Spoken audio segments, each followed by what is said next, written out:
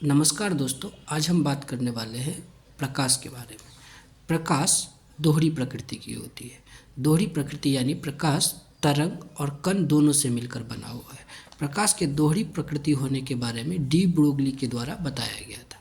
प्रकाश के तरंग होने के बारे में हमें पता चलता है प्रकाश के व्यतिकरण से, प्रकाश के विवर्तन से और प्रकाश के ध्रुवीकरण से। प्रकाश का तरंग होने के बारे में, प्रकाश के तरंग के प्रकृति का पता हमें प्रकाश के व्यतिकरण से, प्रकाश के विवर्तन से और प्रकाश के ध्रुवीकरण से पता चलता है। जबकि कण होने के बारे में, प्रकाश के कण होने की प्रकृति का पता हमें प्रकाश के प्रकीर्णन से, प्रकाश वैद्युत प्रभाव से चलता है। प्रकाश वैद्युत चुंबकीय तरंग, प्रकाश एक वैद्युत चुंबकीय तरंग है। प्रकाश एक वैद्युत चुंबकीय तरंग है जो फोटोन कणों से मिलकर बना हुआ है। प्रकाश क्या है? एक वैद्युत चुंबकीय तरंग जो फोटोन कणों से मिलकर बना हुआ है।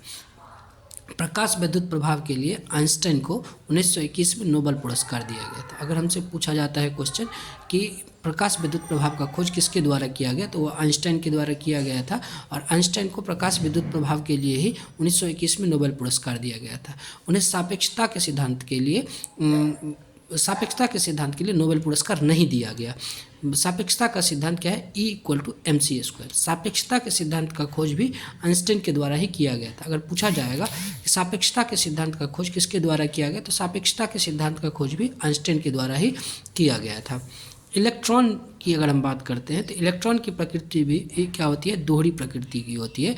जो इलेक्ट्रॉन के दोहरे प्रकृति होने के बारे में डेविसन जर्मर के द्वारा बताया गया।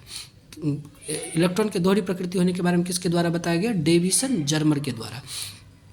अगर हम इलेक्ट्रॉन के द्रव्यमान की बात करते हैं तो इलेक्ट्रॉन का द्रव्यमान होता है 9.1 × 10⁻³ kg। इलेक्ट्रॉन का द्रव्यमान कितना होता है?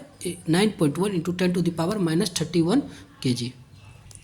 प्रकाश विद्युत चुंबकीय तरंग है जो बना हुआ है फोटोन के कणों से। तो अगर फोटोन विराम अवस्था में होगा तो उसका द्रव्यमान क्या होगा? शून्य होगा। फोटोन विराम अवस्था में होता है, रुके हुए अवस्था में अगर होगा तो उसका द्रव्यमान कितना होगा? शून्य होगा। हम जानते हैं कि प्रकाश सीधी रेखा में चलता है, तो प्रकाश हमें सीधी रेखा में चलता हुआ दिखाई देता है क्योंकि यह हमारे पास ऑप्शन है, यह वातावरण द्वारा अवशोषित नहीं होता है, इसकी चाल बहुत ज़्यादा होती है, इसे वातावरण के ऊपरी भाग द्वारा परावर्तित कर दिया जाता है, इसकी तरंगदैर्ध्य बहुत छोटी होती है। तो प्रकाश की तरंगदैर्ध्य जो होती है वो बहुत ही छोटी होती है, जिसके वजह से यह हमें सीधी रेखा में चलता हुआ दिखाई देता है। अगर हम तरंगदैर्ध्य की बात करें तो तरंगदैर्ध्य का SI यूनिट जो होता है वह एंगस्ट्रम होता है। एक एंगस्ट्रम इक्वल टू क्या होता है? 1 एंगस्ट्रम इक्वल टू 10⁻⁻10 मीटर होता है। धन्यवाद।